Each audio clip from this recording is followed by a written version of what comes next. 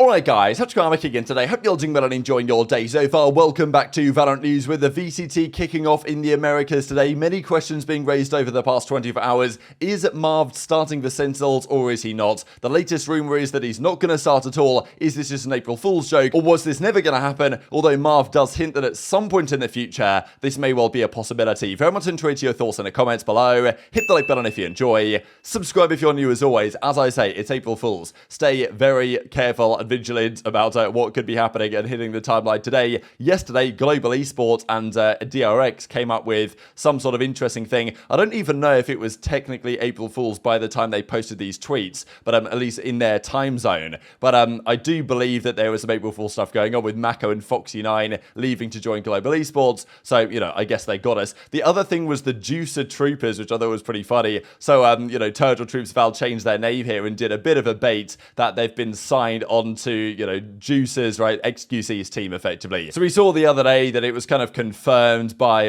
the guys on the roster that everything with XQC had kind of fallen through and they were still looking for a team. And now I think they're just baiting around about getting signed to his roster, but it's still pretty entertaining stuff. And Juicer Trooper is like, it's actually a pretty good name. I wish they would actually do this. And as Anna says, join XQC Gaming, but of course, 1st of April, so you already know what that means. There was a legitimate tweet there here from Effies because the MSI, the mid-season invitation and challenges concluded last night, and we'll see that results to that in a second. But Effies, I think, understandably, after all of his former teammates on version 1 that he was on, like, they went on to do great things with M80 and elsewhere and join other teams. And Effies, as he says, I'm blessed to do what I'm doing right now, kind of being the coach for the version 1 team. Still, I've got a kind of game changers roster. But he says it's painful, really, to him to see his whole team play the MSI finals when not a single roster even gave him a chance, right? So, you know, I feel pretty bad for Effies in a way because he's seeing his entire former team competing in on that level, and no organisation really gave him a chance last season when the opportunity would have been arising. But he's still got a good gig at the moment, so hopefully still goes well for him. Now, last night the series M80 versus G2 concluded.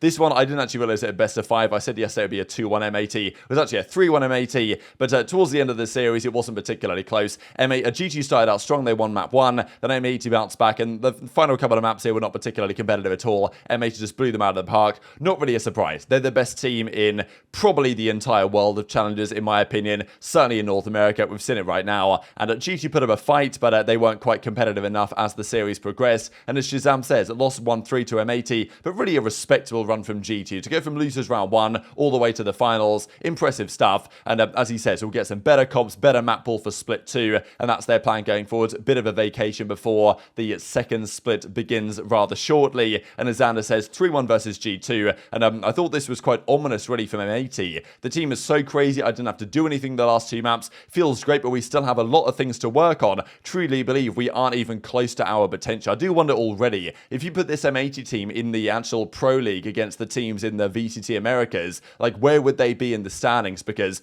I think they'd be rather competitive, to be honest, even now, and that they can improve further, they believe. So M80 3-1 in the ends, and yeah, certainly the best team right now in the Americas. In the Challenger side, Nismo on the KO all 3 maps. I mean, we've seen a lot of good things from Nismo, but it hasn't always been Nismo taking over series lately. But in this series, it most certainly was. Ascent was 13-10 to G2, but after that, it was 13-10, 13-5, 13-3. So domination job for the last couple of maps of the series. G2 run out of gas, I suppose. And in the last few series, M80 have played, okay, they lost that series to the Guards, but apart from that, their record has been pretty much unbelievable. And M80 are now officially the MSI champions. I did want to say, though, again on this, unfortunately for the state of challenges, is that the system and the bracket and the format is just not particularly good. Like, I know Fnatic Mini and even a G2 Imi was discussing this, that the point system is just needs to be examined because this playoffs just happens, and G2 came second and the Guard came third. But the differential in points gained for qualification for the playoffs at the end of the season from this mid-season invitational was pretty much negligible. As Imi says, playoffs were basically useless, would rather have had my sleep.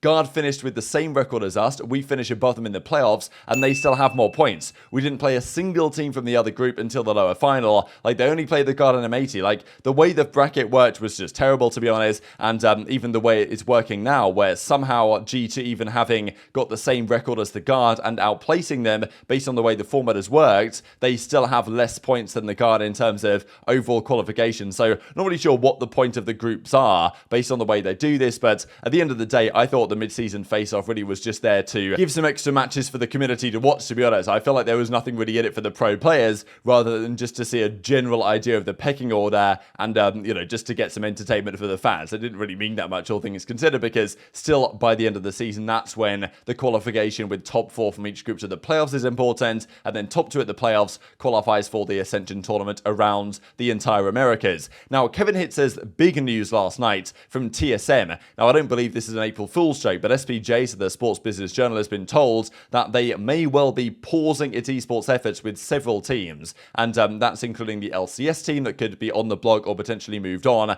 and this may affect their Valorant team as well. So, I mean, yeah, it's really interesting to see how over Riot, I would imagine, did their due diligence quite well, in part, when it came to choosing their partners for the Partnership League. Yes, Cloud9 hasn't worked out so well with some of the layoffs and cuts that they've made, but certainly the Guards, right, and maybe TSM as well, 2 teams that it was somewhat of a surprise they weren't bringing into their franchise ecosystem, are now making serious cuts. And maybe it's partly because of that, right? If they had have been a partner, maybe they would have had the stipends, it would have helped a little bit. But I mean, yeah, George Geddes even says TSM is set to pause its esports efforts, which may lead to the team exiting Valorant entirely. So, I mean, yeah, how the mighty fall, I suppose, and where TSM was to where they find themselves today. But still, that's big news to keep your eyes on going forwards. But the VCT Americas begins very shortly. Loud play their first game tomorrow, but 2 games are going to be happening tonight. One of them including Sentinels in a monster match against 100 Thieves. Very much looking forward to this one. Now, the big question is, from my side, will Marved play the game? Because there were big rumours the last couple of days from Noyan initially, we'll see in a second, and also from Limbo last night, that there is something going on within that camp. Now, Cloud9 say that they're ready to go. They've got their good roster now. They've made their changes, and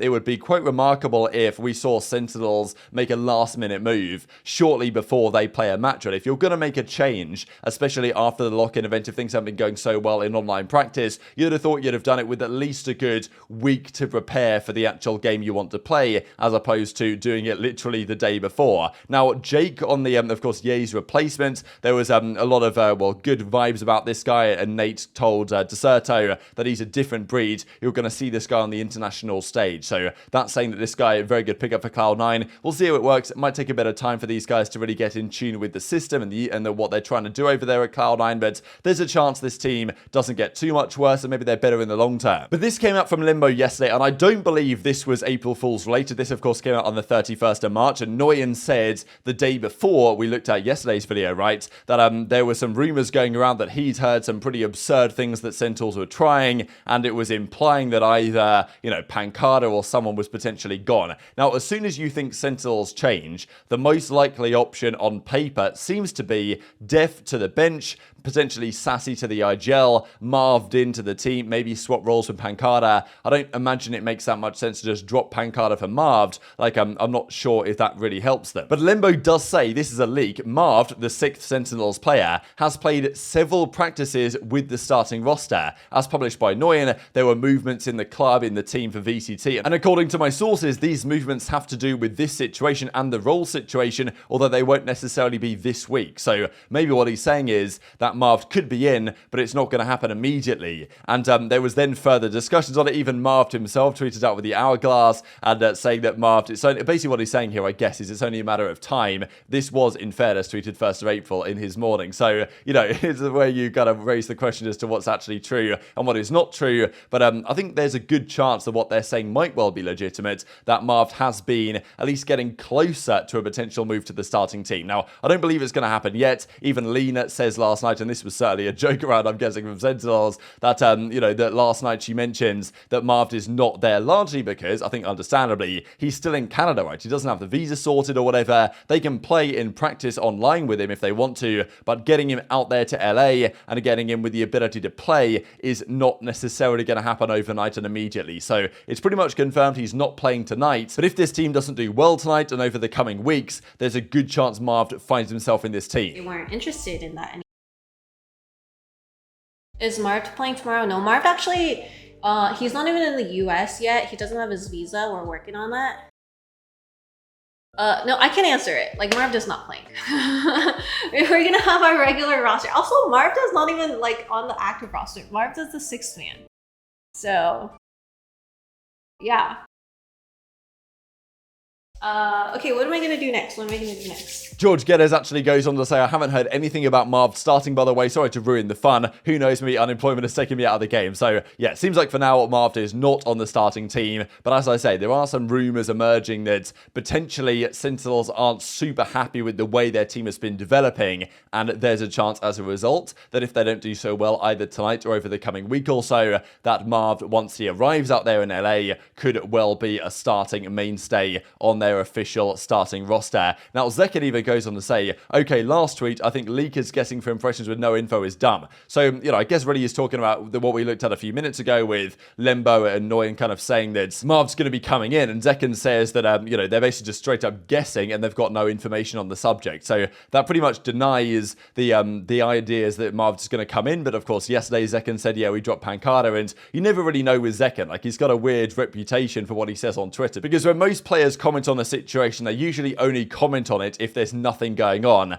and as maybe zyppan is here, but zyppan in the past has mentioned things that turn out to actually be true, so you never really know. But I believe that for tonight's games, they are going to stay with their roster as is. Now, these are the games over the coming days. So of course, on Monday, you've got Leviathan NRG, EG Cloud9, Loud MRBO over the coming couple of days, but tonight you've got Crew Esports versus Furia, and the first game, though, to kick off the VCT Americas is Sentinels 100 Thieves, the ultimate kind of a clout match here. Absolutely fantastic stuff, and more than likely we are going to be seeing the team of Pancada, Sassy, zyppan, Dephh and TenZ into the roster. But yeah, Marved is potentially waiting in the wings very shortly indeed. So very much enjoyed your thoughts in the comments below. Hit the like button if you enjoyed, subscribe if you're new, take care, and I'll see you next time.